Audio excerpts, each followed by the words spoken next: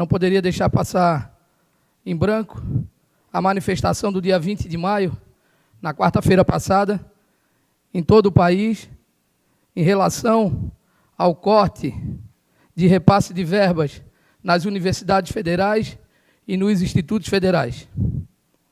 Essa manifestação legítima aconteceu em todo o país, aqui em Palhoça não foi diferente. O sindicato dos funcionários dos servidores da Prefeitura de Palhoça fez a manifestação na frente da Prefeitura. Quero agradecer e parabenizar todos os servidores mobilizados por essa causa e dizer que o nosso presidente da República, junto com o secretário, ou melhor, o ministro da Educação, estão praticando um ato absurdo no nosso país, quando diminuem repasse de verbas para o ensino superior e ensino técnico. Se tem roubalheira, se tem falcatruas dentro das universidades, que investiguem, que coloquem a Polícia Federal para investigar esses bandidos que estão roubando o dinheiro público, estão tirando da educação, mas não façam um corte absurdo, que chega até 35% das universidades e dos institutos federais. Se falamos tanto em investimento em educação, o presidente da República está na contramão do investimento em educação. Falam-se em gastos, que a educação gasta isso, a educação gasta aquilo. Nunca se gastou em educação. Investimos em educação. O único jeito para mudar esse país é investindo maciçamente em educação. E fico muito triste quando o nosso presidente da República vai a um outro país e chama estudantes, professores de vagabundos, de massa de manobra, porque estão reivindicando o seu direito, o direito de estudar em uma universidade de qualidade.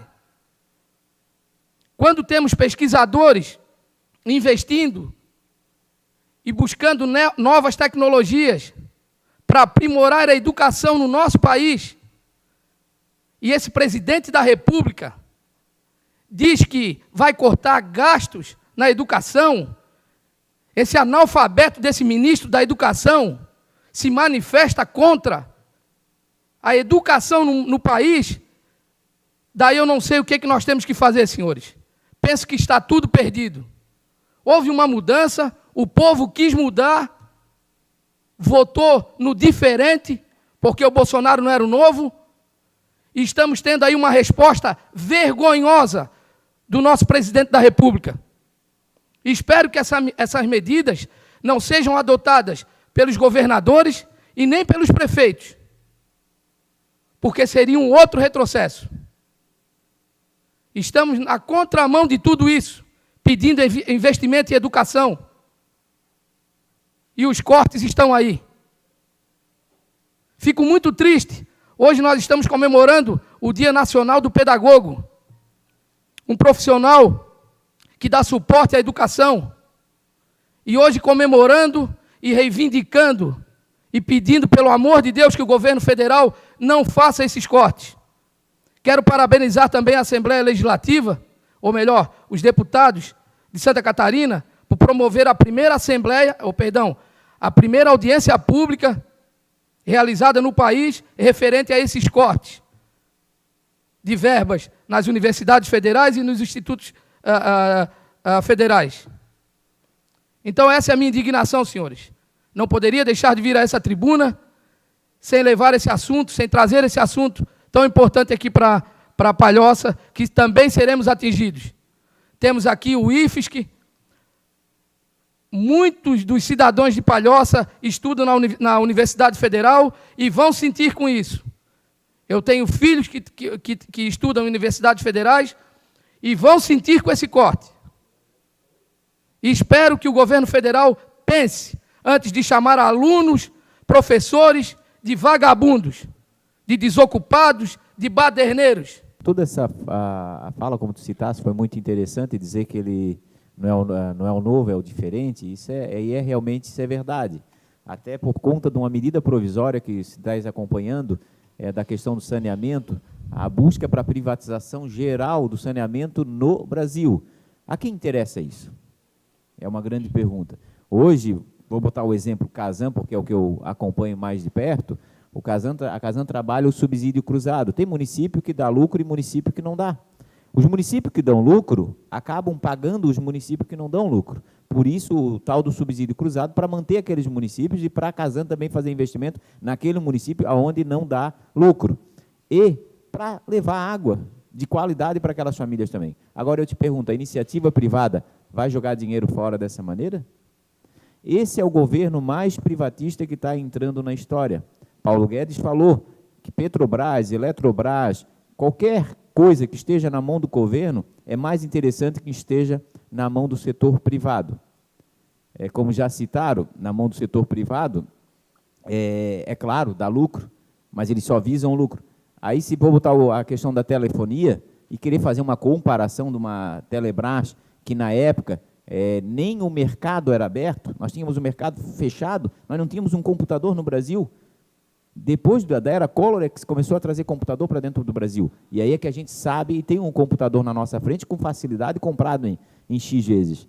Quantas pessoas aqui, isso eu me lembro lá nos idos de 80 a 90, compravam um videocassete em 60 vezes?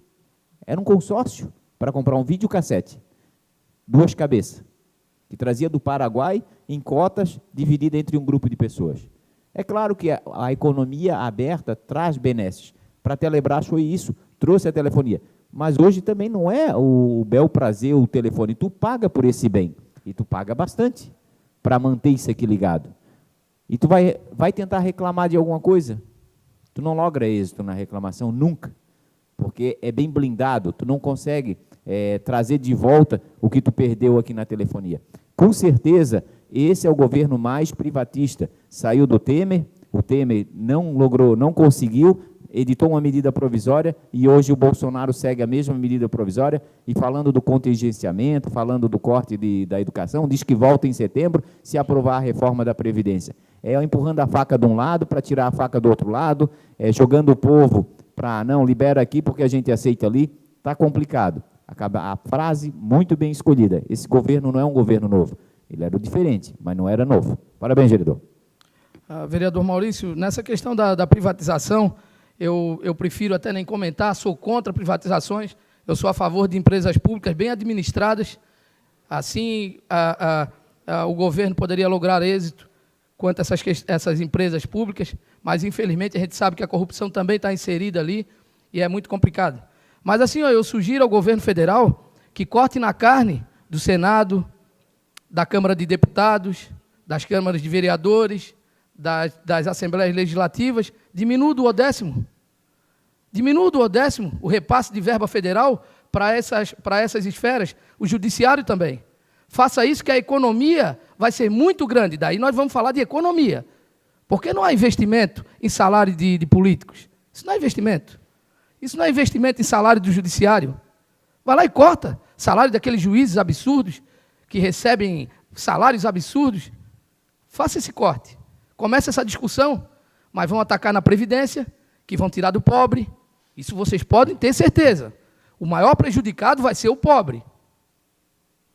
Mas vão atacar a verba repassada para as universidades. Enfim,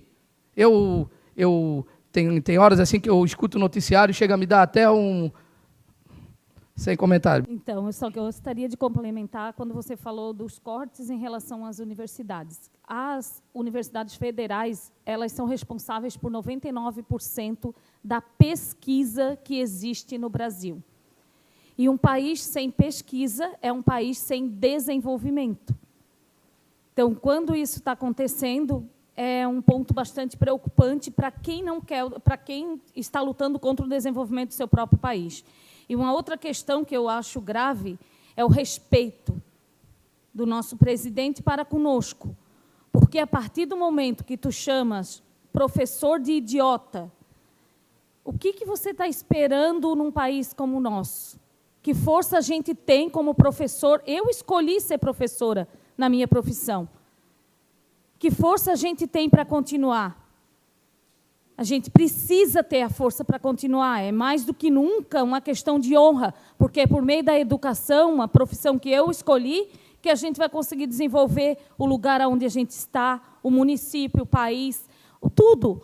Então, quando tu tem um governador, quando tu tem uma deputada estadual, que ela levanta 12 pesquisas que falam de assuntos que são banais, né?